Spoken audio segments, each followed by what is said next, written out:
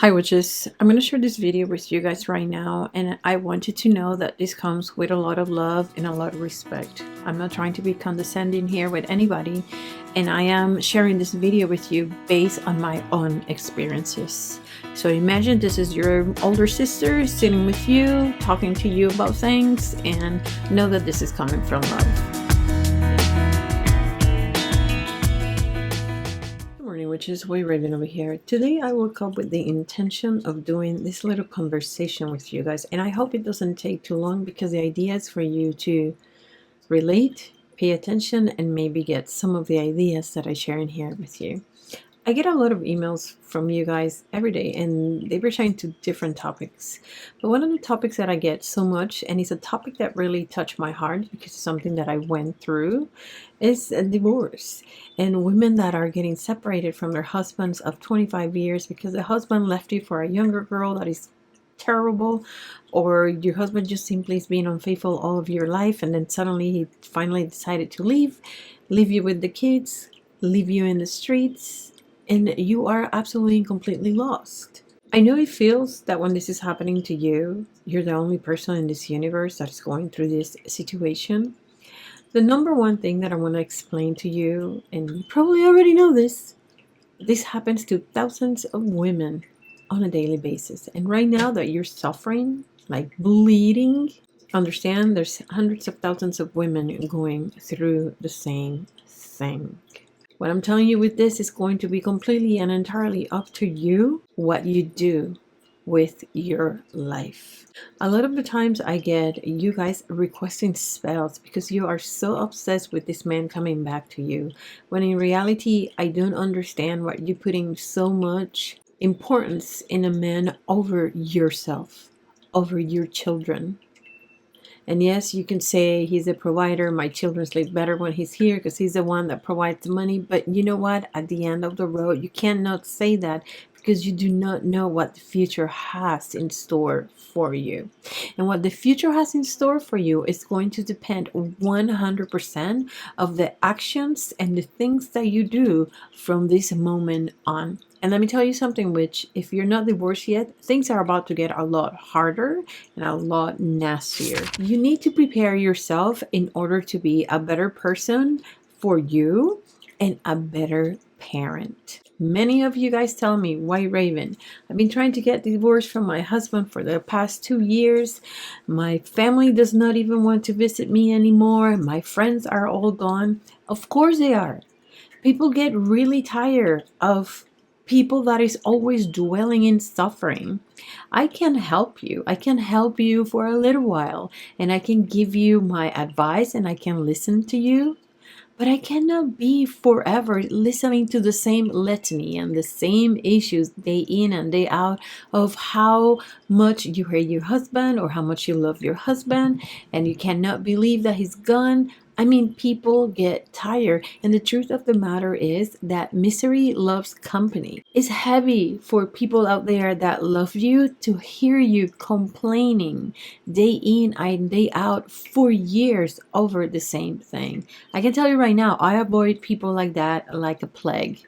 I'm going to be there for you for a little while, and I'm going to give you my advice, and I'll probably give you my advice again and maybe again and again. But if you keep on asking me advice for the same thing when I keep telling you try to do this, chances are that I'm going to get tired. People get tired of people that is dwelling. So you need to understand that it's not that people don't love you, it's that we all have our own issues, and we cannot be attending somebody that is dwelling without getting out of the hole. Remember something, which is when you are deep down in the hole, the only thing that you have left to do is climb back up. And so what happened is that when family is not visiting you, you cannot even vent with your family. And then you start researching for magic, right? A lot of you guys do not know any magic, and you actually, and I was one, okay? So don't think that I'm speaking here from a higher place. This is how I found magic. But the thing is, we cannot be codependent. And I'm going to explain myself.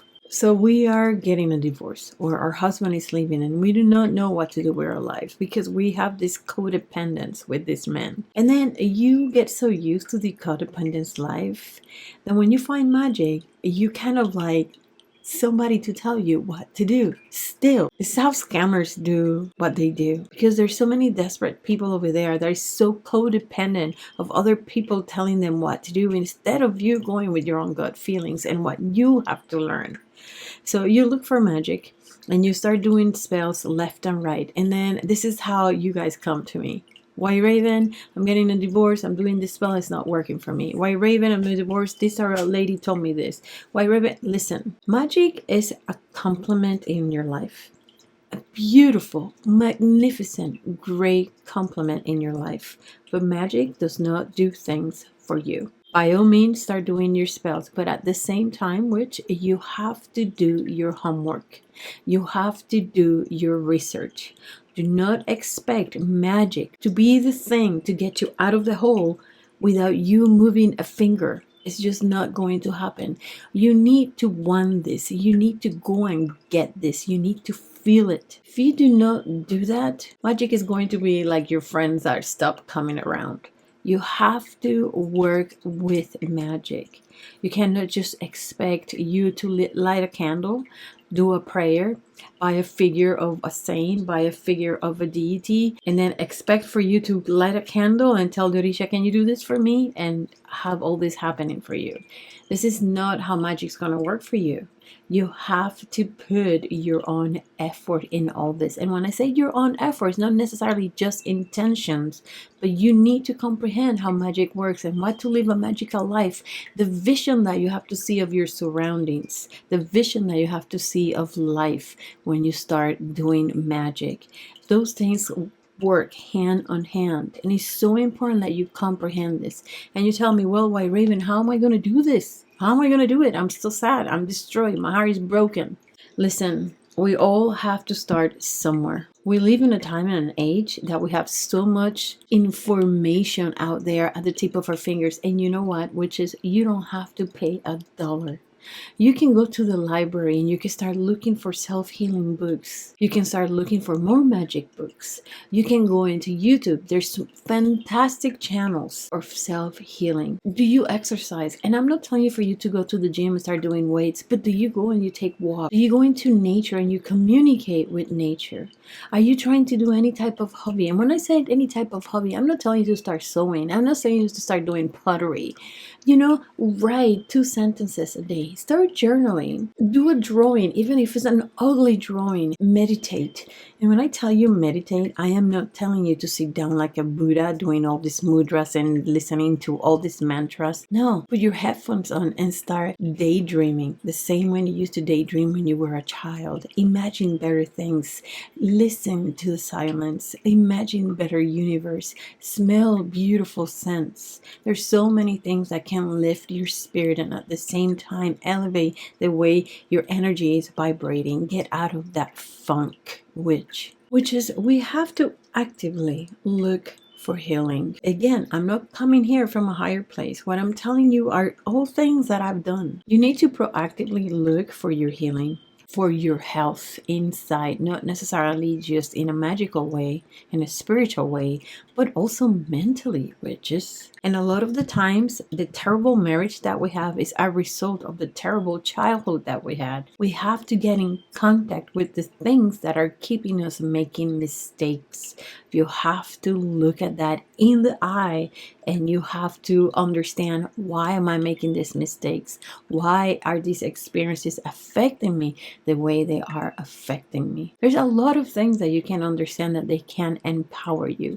But if you are just waiting here with tears down here, oh, poor me, Magick, please work for me, rain on me, it's not going to happen, witch. Visualize yourself victorious. And pain, witches, we have to let pain run its course. But we also need to discern when we need to let go of the pain. A lot of us love to live under the shadow of pain, because unconsciously, this is the only way that we get love from others. Your alliance has to be first and foremost with you. You need to rediscover yourself, or you need to discover yourself for the first time, but it's the raw you, the you inside. You need to find out your self-value. Think about all the great things that you do, even if you think they're small. I can tell you that you can make a change in somebody's life at any point in your life.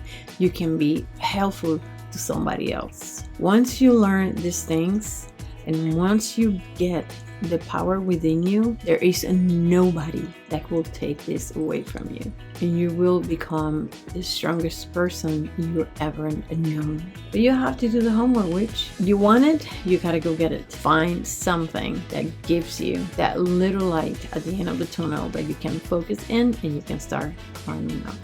Magick is here to assist you, and Magick is here to empower you. But once you're in power, and then you start doing the magic from a very empowered standpoint, imagine how much more you can do and how far you can go. This is WhiteRaven over here, which is stay wicked.